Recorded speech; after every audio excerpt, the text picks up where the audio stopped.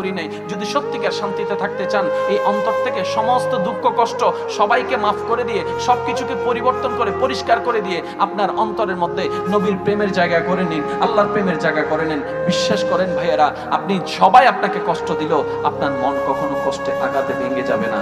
কারণ দুনিয়ার একটা নিয়ম হচ্ছে, যে দুনিয়ার পিছনে আমরা বারবার দৌড়াতে থাকি, যে দুনিয়াকে অর্জন করার জন্য পাগলের মতো উন্মাদ হয়ে থাকি, যে দুনিয়াকে পাওয়ার জন্য আমরা দিশা হারাই, আমরা দিশা হেরে এরকম করে পাগল পাগল করে পাড়া করে খুঁজি, এই দুনিয়ার একটা নিয়ম আছে। সেটা হচ্ছে এই দুনিয়া বারবার আপনার অন্তরকে ভেঙে দিবে, এই দুনিয়া বারবার আপনার হৃদয়কে ভেঙে দিবে, এই দুনিয়া বারবার আপনার মুখের হাসিকে কেড়ে নিবে, এই দুনিয়া বারবার আপনাকে আঘাত দিবে। আর আপনি জানেন আপনার রব কোন রব, কেমন রব?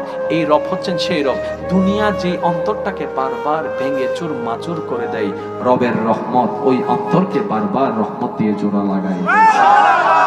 এবার সিদ্ধান্ত আপনার, সিদ্ধান্ত আমার, সিদ্ধান্ত আমাদের। যিনি জোড়া লাগাই দেয় ওনার দিকে যাব, নাকি যারা ভাঙে দেয় তাদের দিকে যাব, সিদ্ধান্ত আমাদের। কিন্তু মনে রাখবেন, ওনার দিকে তখনও যেতে হবে যখন ইচ্ছা করবে না মৃত্যুবরণের। কুল্লু নাফসিন যায়িকাতুল মউতের মাধ্যমে ওনার কাছে যেতেই হবে। ইচ্ছা না করলেও কবর ঘরে থাকতে হবে, ইচ্ছা না করলেও মাটির সাথে বন্ধুত্ব করতেই হবে, ইচ্ছা না করলেও হাসরের ময়দানে যেতে হবে। তো যেতে যেহেতু হবেই বাধ্য হয়ে, আসুন না স্বইচ্ছাই তওবার মাধ্যমে সারেন্ডার করে রবের দিকে যেতে থাকি, যেখানে যেতেই হবে বাধ্যতামূলক ভাবে। এখন থেকে গেলে লাভ কি হবে জানেন? দুনিয়াও অর্জন করা হয়ে যাবে, পরকালও সজ্জিত হয়ে যাবে। করোনা যখন এসেছে তখন কিন্তু বারবার এই কথাটা বেশি উঠেছে। হ্যাঁ, আমাদের গুনার কারণে, আমাদের অবদ্ধতার কারণে বারবার কিন্তু এই কথাটা আসছে, আপনারা হয়তো শুনেছেন। গুনাহ যখন বেড়ে যায়, মূলত আসলে আমরা গুনার মধ্য দিয়ে মজা খুঁজি, এটা হচ্ছে আমাদের বোকামি। গুনার মধ্যে মজা থাকে না, গুনার মধ্যে মজাটা হচ্ছে কুয়াশার মতো, হ্যাঁ দেখা যায় কিন্তু ধরা যায় না। গুনার মজাটা হচ্ছে সাময়িক, কষ্টটা হচ্ছে অনন্তকাল। তো কোনো বুদ্ধিমান তো 2 সেকেন্ডের শান্তির জন্য কখনো 2 ঘন্টা কষ্ট নিতে রাজি হবে না। এই যে আমরা এই বোকামিগুলা করি, আমরা মজা শব্দ ব্যবহার করে যা যা কাজ করি, আনন্দ শব্দ, এনজয় শব্দ ব্যবহার করে, আপনি আপনার জ্ঞান দিয়ে একটু বিবেচনা করে দেখেন, আমরা প্রত্যেকটা এনজয়ের মধ্যে আমরা গুনার কাজ করে ফেলতেছি। তাহলে সেই এনজয়টা আমাদের জন্য গুনাহ। কেমন গুনাহ? আমাদের যেটা দুনিয়াকেও ধ্বংস করে দিচ্ছে, আমাদের পরকালকেও ধ্বংস করে দিচ্ছে। এবার আপনি বলবেন এটা কিভাবে? আমি শ্রদ্ধার সাথে বলি, একটু খেয়াল করবেন। গুনাহ আসলে আল্লাহ নারাজ হয়, গুনাহ হলে আল্লাহ নারাজ হয়, গুনাহ হলে আল্লাহ অসন্তুষ্ট হয়। এবার বলেন, জীবন সুখী করার জন্য কার রহমতের দরকার? আল্লাহ। রিজিক বাড়ার জন্য কার দয়ার দরকার? সুস্থতার জন্য কার দয়ার দরকার?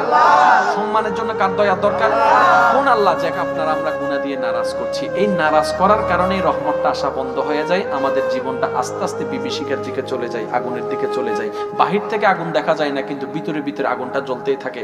যদি সেই আগুন নিভাতেই মন চায়, আপনার দেহের মধ্যে, আপনার মন রাজ্যে যদি একটা সুন্দর শান্তির বাগান বানাতে চান, একটা কাজ করেন। তো গুনাহ থেকে তো আমরা বাঁচতে পারবো না, সেটা রব ভালো করে জানে।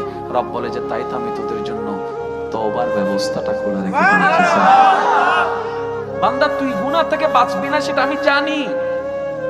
তো গুনাহ হয়ে গেলে তোর তো নিয়ামত বন্ধ হয়ে যাবে, নিয়ামত রহমত বন্ধ হয়ে গেলে তোর জীবনটা তো অশান্তির হয়ে যাবে। তাহলে তোর শান্তির জন্য আমার রহমতের দরকার, আর আমার রহমতে বাধা দিচ্ছে তোর গুনাহ। একটা কাজ কর, তুই তওবা করতে থাক, তওবাটাকে জীবনের সঙ্গী বানাই ফেল। অন্তর থেকে বারবার আমি রবের কাছে অনুশোচনা নিয়ে তওবা করতে থাক। আমি মাফ করতেই থাকবো, মাফ করতেই থাকবো, মাফ করতেই থাকবো। যত তোকে মাফ করতেই থাকবো, অশান্ত জীবন শান্ত হবে, অশান্ত মন শান্তির হবে। আমি রব চাহে তো এই মাফটা এমন ভাবে একদিন হয়ে যাবে, তোর জাহান্নামা বন্ধ হয়ে যাবে, জান্নাতের দরজা খুলে যাবে।